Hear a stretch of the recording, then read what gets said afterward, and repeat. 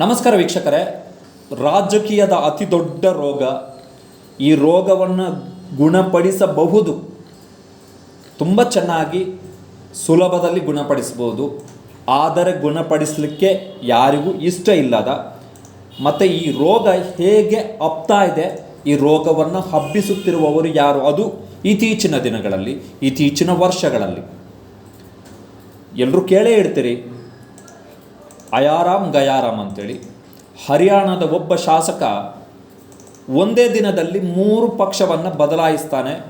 ಈ ಬೆಳವಣಿಗೆಯ ಬಳಿಕ ಪಕ್ಷಾಂತರಕ್ಕೆ ನಿಷೇಧವನ್ನು ಹೇರಬೇಕು.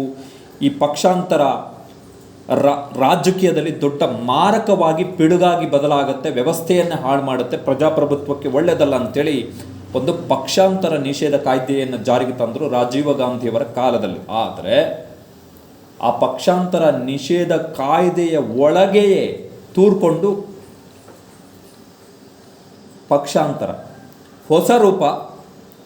ಅದರಲ್ಲೂ 2014ರಲ್ಲಿ ಪ್ರಧಾನಿ ನರೇಂದ್ರ ಮೋದಿಯವರು ಅಧಿಕಾರಕ್ಕೆ ಬಂದ ಬಳಿಕ BJP ತನ್ನ ಬಾಹುಲ್ಯವನ್ನು ರಾಷ್ಟ್ರಮಟ್ಟದಲ್ಲಿ ವರ್ಧಿಸಿಕೊಂಡ ಬಳಿಕ ಆಪರೇಷನ್ ಕಮಲ ಎನ್ನುವಂತಹ ರೋಗ, ಅದನ್ನು ರೋಗ ಅಂತಲೇ ಕರೀಬೇಕು, ಬಿಕಾಸ್ ಇಟ್ ಈಸ್ ಡೆಮೋಕ್ರಸಿಗೆ ಅದು ಒಳ್ಳೆಯದಲ್ಲ.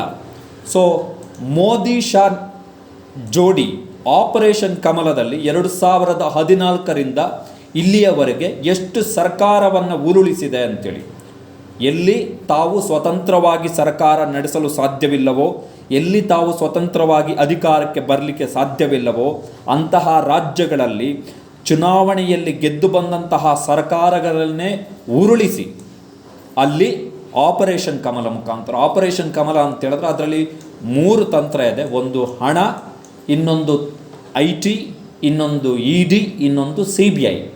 ಸೊ ಈ 3 ತಂತ್ರಗಳನ್ನು ಬಳಸಿ, ಜೊತೆಗೆ ಸಚಿವ ಸ್ಥಾನದ ಆಮಿಷ, ಈ ತಂತ್ರಗಳನ್ನು ಬಳಸಿ ಆಪರೇಷನ್ ಕಮಲ ಮುಖಾಂತರ 2014ರಿಂದ ಮೋದಿ ಮತ್ತು ಅಮಿತ್ ಶಾ ಜೋಡಿ ಈ ದೇಶದಲ್ಲಿ ಎಷ್ಟು ಚುನಾಯಿತ ಸರ್ಕಾರಗಳನ್ನು ಉರುಳಿಸಿದೆ ಅಂತೇಳಿ. ಅದರಲ್ಲಿ ಹೆಚ್ಚಾಗಿ ಅವೆಲ್ಲವೂ ಕೂಡ ಕಾಂಗ್ರೆಸ್ ನೇತೃತ್ವದ ಸರ್ಕಾರಗಳು. 2014ರಲ್ಲಿ ಮೊದಲ ಪ್ರಯತ್ನ, ಯಶಸ್ವಿ ಪ್ರಯತ್ನ ಅರುಣಾಚಲ ಪ್ರದೇಶದ 60 ವಿಧಾನಸಭಾ ಕ್ಷೇತ್ರಗಳ ಪೈಕಿ 2014ರಲ್ಲಿ ಕಾಂಗ್ರೆಸ್ 42 ಗೆದ್ದಿತ್ತು, BJP 11 ಸ್ಥಾನಗಳನ್ನು ಗೆದ್ದಿತ್ತು. ಆ ಕಡೆ ಈ ಕಡೆ ಏನು ಲೆಕ್ಕಾಚಾರ ಹಾಕಿದ್ರು BJP ಅಧಿಕಾರಕ್ಕೆ ಬರಲಿಕ್ಕೆ ಸಾಧ್ಯನೇ ಇಲ್ಲ ಅರುಣಾಚಲ ಪ್ರದೇಶದಲ್ಲಿ. ಆದರೆ ಸ್ವತಃ CM ಪ್ರೇಮ್ ಖಂಡು ಅವರೇ ಕಾಂಗ್ರೆಸ್ನಿಂದ ಹೊರಬಂದು BJP ಜೊತೆ ಹೋಗ್ತಾರೆ, BJPಯಲ್ಲಿ ಹೋಗಿ ಅವರು ಮುಖ್ಯಮಂತ್ರಿ ಆಗ್ತಾರೆ. ನೋಡಿ ಎಂಥ ಅವಸ್ಥೆ.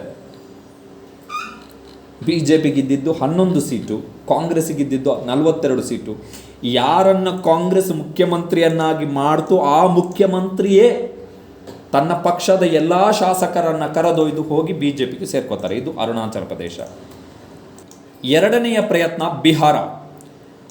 ಬಿಹಾರಕ್ಕೂ ರಿಪಬ್ಲಿಕ್ TV ಲಾಂಚ್ ಆಗಿದ್ದಕ್ಕೂ ಒಂದು ಸಣ್ಣ ನಂಟಿದೆ ಅಲ್ಲಿ. ಏನು ಅಂತ ಹೇಳಿದ್ರೆ, BJP ಪರ ಇರುವಂತಹ ಅರ್ನಬ್ ಗೋಸ್ವಾಮಿ ಟೈಮ್ಸ್ ನಾವಿಂದ ಹೊರಬಂದು ರಿಪಬ್ಲಿಕ್ TV ಚಾನಲನ್ನು ಓಪನ್ ಮಾಡ್ತಾರೆ. ರಿಪಬ್ಲಿಕ್ TV ಚಾನಲ್ ಓಪನ್ ಮಾಡಿದ ಮೊದಲ ದಿನ, ಲಾಂಚ್ ಆದ ಮೊದಲ ದಿನ ರಿಪಬ್ಲಿಕ್ TV ಪ್ರಕಟ ಮಾಡಿದ್ದೇ ಒಂದು ದೊಡ್ಡ ಸುದ್ದಿ. ಅದು ಲಾಲು ಪ್ರಸಾದ್ ಯಾದವ್ ಅವರ ವಿರುದ್ಧ 2017ರಲ್ಲಿ. ಸೊ 2015ರಲ್ಲಿ ಬಿಹಾರದಲ್ಲಿ ನಿತೀಶ್ ಕುಮಾರ್ ನೇತೃತ್ವದಲ್ಲಿ ಕಾಂಗ್ರೆಸ್ಸು, RJD ಮತ್ತು JDU ನೇತೃತ್ವದ ಮೈತ್ರಿಕೂಟ ಸರ್ಕಾರ ಅಧಿಕಾರಕ್ಕೆ ಬರುತ್ತೆ. ಆದರೆ 2017ರಲ್ಲಿ ನಿತೀಶ್ ಕುಮಾರ್ ಅವರು ಸ್ವಚ್ಛ ಸರ್ಕಾರದ ಕಾರಣವನ್ನು ಕೊಟ್ಟು ಮೈತ್ರಿಕೂಟದಿಂದ ಹೊರಬಂದು BJP ಜೊತೆಗೆ ಹೋಗ್ತಾರೆ. ಆ ಮುಖಾಂತರ ಮೋದಿ ಮತ್ತು ಶಾ ಜೋಡಿ ದೇಶದಲ್ಲಿ ಎರಡನೆಯ ಚುನಾಯಿತ ಸರ್ಕಾರವನ್ನು ಉರುಳಿಸುತ್ತೆ. ಈಗ ಅದೇ ನಿತೀಶ್ ಕುಮಾರ್ BJPಯಿಂದ ಹೊರಬರಲಿಕ್ಕೆ ಬಹುತೇಕ ಮನಸ್ಸು ಮಾಡಿ ಇನ್ನೇನು RJD ಜೊತೆ ಹೋಗಲಿಕ್ಕೆ ಕಾಯ್ತಾ ಇದ್ದಾರೆ, ಯಾವಾಗ ಅವಕಾಶ ಸಿಗುತ್ತೆ ಅಂತೇಳಿ. ಮೂರನೇ ರಾಜ್ಯ ಮಧ್ಯಪ್ರದೇಶ. 2018ರಲ್ಲಿ ವಿಧಾನಸಭಾ ಚುನಾವಣೆಯಲ್ಲಿ ಕಮಲ್ನಾಥ್ ಅವರ ನೇತೃತ್ವದಲ್ಲಿ ಕಾಂಗ್ರೆಸ್ ಸರ್ಕಾರಕ್ಕೆ ಅಧಿಕಾರಕ್ಕೆ ಬರುತ್ತೆ. ಆದರೆ ಕೆಲವೇ ತಿಂಗಳು ಕಮಲ್ನಾಥ್ ಅವರ ಸರ್ಕಾರ ಅಸ್ತಿತ್ವದಲ್ಲಿರುವಂಥದ್ದು. ಯಾರನ್ನು ಅತಿ ಸಣ್ಣ ವಯಸ್ಸಿನಲ್ಲಿ UPA ಸರ್ಕಾರದಲ್ಲಿ ಕಾಂಗ್ರೆಸ್ ಕೇಂದ್ರ ಸಚಿವರನ್ನಾಗಿ ಮಾಡ್ತೋ ಅದೇ ಸಚಿವ ಜ್ಯೋತಿರಾದಿತ್ಯ ಸಿಂಧ್ಯಾ 2018ರಲ್ಲಿ ಮಧ್ಯಪ್ರದೇಶದಲ್ಲಿ ಗೆದ್ದಂತಹ ಕಾಂಗ್ರೆಸ್ ಸರ್ಕಾರವನ್ನು ಬೀಳಿಸಲಿಕ್ಕೆ BJP ಜೊತೆಗೆ ಹೋಗಿ ಸೇರ್ಕೋತಾರೆ. ಫಸ್ಟಿಗೆ ಜ್ಯೋತಿರಾದಿತ್ಯ ಸಿಂಧ್ಯಾ ಅವರು ರಾಜೀನಾಮೆ ಕೊಡ್ತಾರೆ ಸಚಿವ ಸ್ಥಾನಕ್ಕೆ. ಅವರ ಜೊತೆಗೆ 6 ಜನ ಸಚಿವರು ಸೇರಿ ಒಟ್ಟು 20 ಶಾಸಕರು, ಕಾಂಗ್ರೆಸ್ ಶಾಸಕರು ರಾಜೀನಾಮೆ ಕೊಟ್ಟು BJPಗೆ ಹೋಗಿ ಸೇರ್ಕೋತಾರೆ. ಆ ಮುಖಾಂತರ ಮಧ್ಯಪ್ರದೇಶದಲ್ಲಿ ಮತ್ತೆ ಶಿವರಾಜ್ ಸಿಂಗ್ ಚೌಹಾಣ್ ಅವರ ಸರ್ಕಾರ ಅಧಿಕಾರಕ್ಕೆ ಬರುತ್ತೆ. 3ನೇ ಅಟೆಂಪ್ಟ್, ಚುನಾಯಿತ ಸರ್ಕಾರವನ್ನು ಉರುಳಿಸಿದ 3ನೆಯ ಪ್ರಯತ್ನ. 4ನೆಯ ಪ್ರಯತ್ನ ಮಣಿಪುರದಲ್ಲೂ ಕೂಡ ಕಾಂಗ್ರೆಸ್ ಅತಿ ದೊಡ್ಡ ಪಕ್ಷವಾಗಿ ಹೊರಹೊಮ್ಮಿ ಸರ್ಕಾರ ಮಾಡಬೇಕಿತ್ತು. ಆದರೆ ಮಣಿಪುರದಲ್ಲೂ 9 ಜನ ಕಾಂಗ್ರೆಸ್ ಶಾಸಕರನ್ನು BJP ಆಪರೇಷನ್ ಕಮಲದ ಮುಖಾಂತರ ಸೆಳೆದು ಅವರು ಸರ್ಕಾರ ಮಾಡ್ತಾರೆ. ಈಗ ಮಾರ್ಚ್ನಲ್ಲಿ ನಡೆದಂಥ ಚುನಾವಣೆಯಲ್ಲಿ ಮತ್ತೆ ಮಣಿಪುರದಲ್ಲಿ BJP ಸರ್ಕಾರ ಅಧಿಕಾರಕ್ಕೆ ಬಂತು. ಆದರೆ 2017ರಲ್ಲಿ ಅಧಿಕಾರ ಸ್ಥಾಪನೆಗೆ ಮುಂದಾಗಿದ್ದಂತಹ ಕಾಂಗ್ರೆಸ್ಗೆ 9 ಶಾಸಕರನ್ನು ಸೆಳೆದು BJP ಆಘಾತವನ್ನು ನೀಡಿತ್ತು. ಗೋವಾ 2017 ಎಗೇನ್ ಕಾಂಗ್ರೆಸ್ ಅತಿ ದೊಡ್ಡ ಪಕ್ಷವಾಗಿ ಹೊರಹೊಮ್ಮಿತ್ತು 17ರಲ್ಲಿ, ಆದರೆ ಬಹುಮತ ಇರಲಿಲ್ಲ. ಆದರೆ ಕಾಂಗ್ರೆಸ್ನ ಶಾಸಕರನ್ನು ಸೆಳೆದು BJP ಅಲ್ಲೂ ಕೂಡ ಅಧಿಕಾರವನ್ನು ಸ್ಥಾಪನೆ ಮಾಡ್ತು. ಗೋವಾದಲ್ಲೂ ಕೂಡ 2017ರಲ್ಲಿ BJPಗೆ ಬಹುಮತನೇ ಇರಲಿಲ್ಲ. ಅವರ ಹತ್ರ ಇದ್ದಿದ್ದೇ 13 ಸೀಟು. ಬಹುಮತಕ್ಕೆ ಬೇಕಿದ್ದಿದ್ದು 21 ಶಾಸಕರ ಸಂಖ್ಯೆ, 8 ಶಾಸಕರ ಕೊರತೆ ಇತ್ತು. ಆದರೆ ಕಾಂಗ್ರೆಸ್ಸನ್ನು ಒಡೆದು BJP ಸರ್ಕಾರ ರಚನೆ ಮಾಡಿತು. 2018 ಕರ್ನಾಟಕ, ಇದು ಮೆಗಾ ಆಪರೇಷನ್ ಆ್ಯಕ್ಚುಲಿ.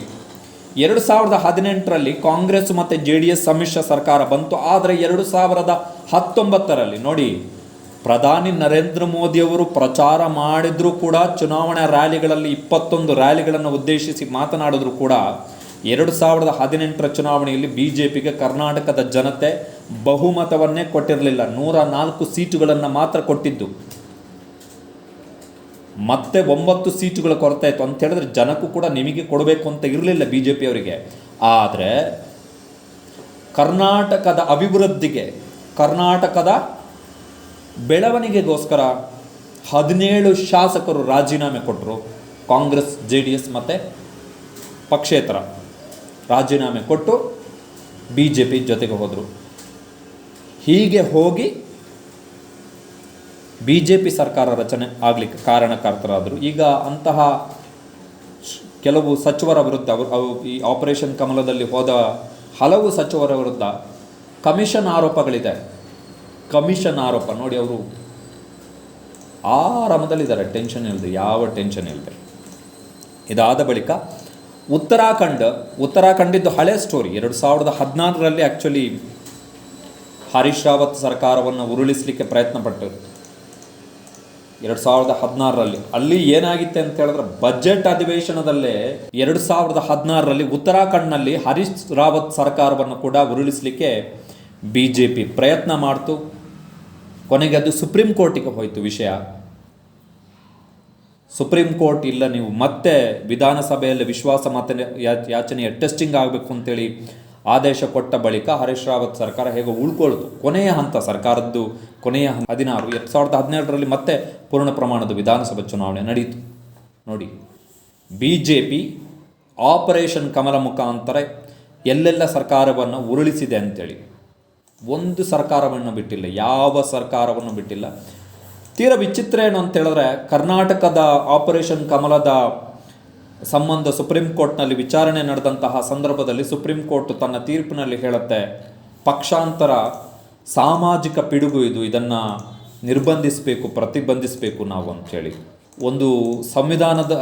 ಒಂದು ಸುಪ್ರೀಂ ಕೋರ್ಟ್ನ ಸಾಂವಿಧಾನಿಕ ಪೀಠದ ಒಂದು ಐತಿಹಾಸಿಕ ತೀರ್ಪಿದೆ, 5 ಜಡ್ಜ್ಗಳ ಸಾಂವಿಧಾನಿಕ ಪೀಠದ ತೀರ್ಪು. ಯಾವ ವ್ಯಕ್ತಿ ಯಾವ ಪಕ್ಷದ ಚಿಹ್ನೆ ಮತ್ತು ಯಾವ ಪಕ್ಷದ ಪ್ರಣಾಳಿಕೆ ಮತ್ತು ಯಾವ ಪಕ್ಷದ ಹೆಸರು ಹೇಳಿಕೊಂಡು ಗೆದ್ದು ಆಯ್ಕೆಯಾಗಿ ಬರುತ್ತಾರೋ ಅವರು ಪಕ್ಷ ಬಿಟ್ಟು ಬೇರೆ ಪಕ್ಷಕ್ಕೆ ಹೋದರೆ ಅವರನ್ನು ಅನರ್ಹ ಮಾಡಬೇಕು ಅಂತೇಳಿ ಸುಪ್ರೀಂ ಕೋರ್ಟ್ನ ಸಾಂವಿಧಾನಿಕ ಪೀಠದ ಒಂದು ಜಡ್ಜ್ಮೆಂಟ್ ಇದೆ. ಆ ಜಡ್ಜ್ಮೆಂಟ್ ಇದ್ದಾಗ್ಯೂ ಕೂಡ ಈ ಪರಿಪ್ರಮಾಣದಲ್ಲಿ ಆಪರೇಷನ್ ಕಮಲ ಆಗ್ತಿದೆ. ಸಿಂಪಲ್, ಇವರೇನು ದೇಶ ಉದ್ಧಾರ ಮಾಡ್ತೀವಿ, ರಾಜ್ಯ ಉದ್ಧಾರ ಮಾಡ್ತೀವಿ ಅಂತ ಖಂಡಿತ ಹೋಗ್ತಿರೋವಂಥವ್ರಲ್ಲ. ಈಗ ಮಹಾರಾಷ್ಟ್ರದಲ್ಲಿ ಆಗ್ತಿರೋದಷ್ಟೇ, ಎಲ್ಲ ಕಡೆನೂ ದುಡ್ಡು, ಇಡಿ, CBI ಮತ್ತು IT ದಾಳಿಯ ಭಯ. ವಿಶೇಷವಾಗಿ ಮಹಾರಾಷ್ಟ್ರದಲ್ಲಿ ಇಡಿ, CBI, IT ದಾಳಿಯ ಭಯ, ಜೊತೆಗೆ ಸಚಿವ ಸ್ಥಾನದ ಸಣ್ಣ ಆಮಿಷ, ಅದಕ್ಕಿಂತ ಜಾಸ್ತಿಯಾಗಿ ದುಡ್ಡು. ದೊಡ್ಡ ಮಟ್ಟದ ವಹಿವಾಟು ಆಗ್ತಾನೇ ಇರುತ್ತೆ. ದುಡ್ಡಿಲ್ಲದೆ ನಾವು ಹೋಗಿದ್ದೀವಿ, ಕ್ಷೇತ್ರದ ಜನಕ್ಕೋಸ್ಕರ ಹೋಗಿದ್ದೀವಿ ಎನ್ನುವಂತಹ ರಾಜಕಾರಣಿಗಳ ಮಾತು ಅಕ್ಷರಶಃ ಸುಳ್ಳು.